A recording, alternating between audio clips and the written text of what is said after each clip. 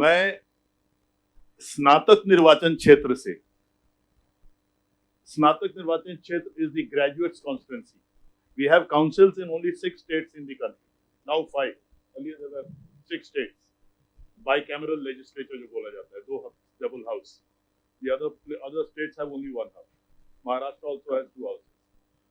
So I am from that. And in the 5 states, in 5 राज्यों में एक अलग प्रावधान है. MLC जनरली MLA लोगों के और रूलिंग पार्टी के या जो दूसरे पार्टी हैं जितने जीत के आए हैं उनके रिप्रेजेंटेटिव्स बना के वो according to the quota they send the MLCs, they select. They are selected, they are not elected. But there are other provisions as well. उसमें दूसरा प्रोविजन ये है, हमारे यहाँ काउंसिल से भी डायरेक्ट जनता के इलेक्शन से हम लोग आते हैं. जैसे मैं हूँ स्नातक निर्वाचन, स्नातक इज ग्रेजुएट, तो ग्रेजुएट कॉन्स्टिट्यूएंसी से आता हूँ और वो कॉन्स्टिट्यूएंसी रहती है बहुत बड़ी. मेरा जो ग्रेजुएट कॉन्स्टिट्यूएंसी है उसमें 28 विधानसभा है, 4 जिले का मेरा कॉन्स्टिट्यूएंसी है, 5 लोकसभा का है, 5 member of parliament, 28 MLA constituency. यहाँ समय की कमी की बात हो रही है. डॉक्टर गवई ने कहा कि कोई बोलता है मेरे यहाँ शादी में नहीं आया. गवई साहब, मेरे 2800 विधानसभा में और मैं चौथा टर्म अभी जीता हूं. पहला इंडिपेंडेंट, दूसरा पार्टी से, तीसरा इंडिपेंडेंट, चौथा पार्टी से. तो पार्टी की कोई सपोर्ट इसमें नहीं रहती. आपकी इंडिविजुअल, क्योंकि पढ़े लिखे लोग, educated people, those who are degree holders, वो आपके वोटर रहते हैं. तो आप समझ सकते हैं पढ़े लिखे लोग कितना ज्यादा सवाल करते होंगे. तो कहां मुझे तकलीफ होती? कभी मेरे, आप किसी कॉन्स्टिट्यूएंसी के किसी हिस्से में चले जाइए, अगर आपको एक शिकायत मिल गई कि वो हमारे यहां नहीं आए, हमारा फोन उन्होंने नहीं लिया, मेरे काम के लिए कोशिश नहीं किया, मैं वहीं अपना इस्तीफा आपको दे दूंगा. कहीं सवाल ही नहीं है उसमें शिकायत का. You see, you have to be true to yourself and you have to be true to your voters, to your constituents, to your constituency. उनको ये दिखना चाहिए कि आपने उनके काम के लिए कोशिश किया. अगर जेन्युइनली आपने कोशिश किया, नहीं भी हुआ तो वह आदमी आपको फिर भी सम्मान करेगा, क्योंकि हर आदमी जानता है सारे काम नहीं आप समस्या निदान कर सकते हैं. आप एक मामूली विधायक हैं, you are just an ordinary legislator or an MP or an MLA, तो you cannot solve all the problems. Number 1.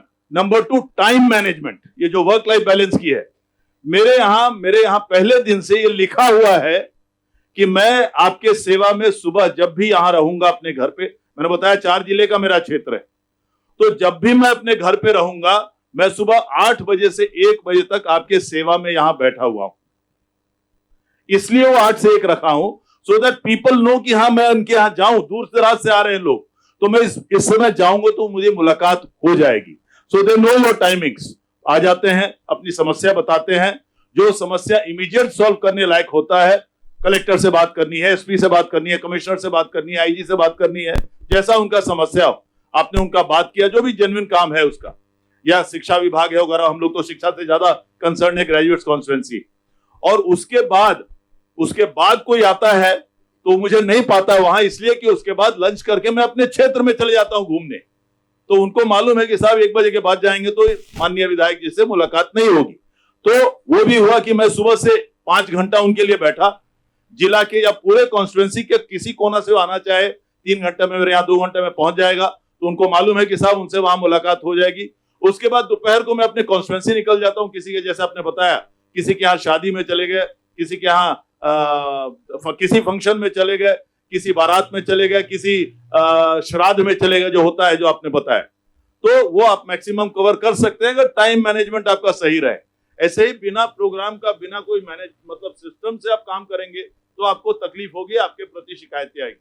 कई बार शाम तक हम लोग नहीं पहुंच सकते हैं शादी में, अगले दिन हम चले जाते हैं सुबह, तो उसको ये तो रहता है हाँ साहब मेरे सुबह तो आ गया, कल इनको नहीं आना संभव था, तो मेरे खिलाफ शिकायत नहीं आती. It depends how you work, whether you prioritise, कहां जाना है, क्या काम है क्या नहीं है.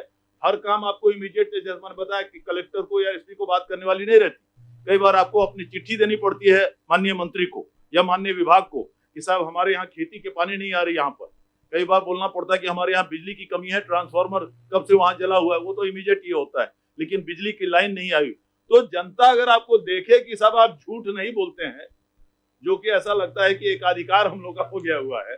ऐसा नहीं, अगर आप झूठ का सहारा नहीं ले, क्योंकि एक झूठ को छिपाने के लिए 100 झूठ बोलना पड़ता है, तो झूठ का सहारा आप नहीं लें।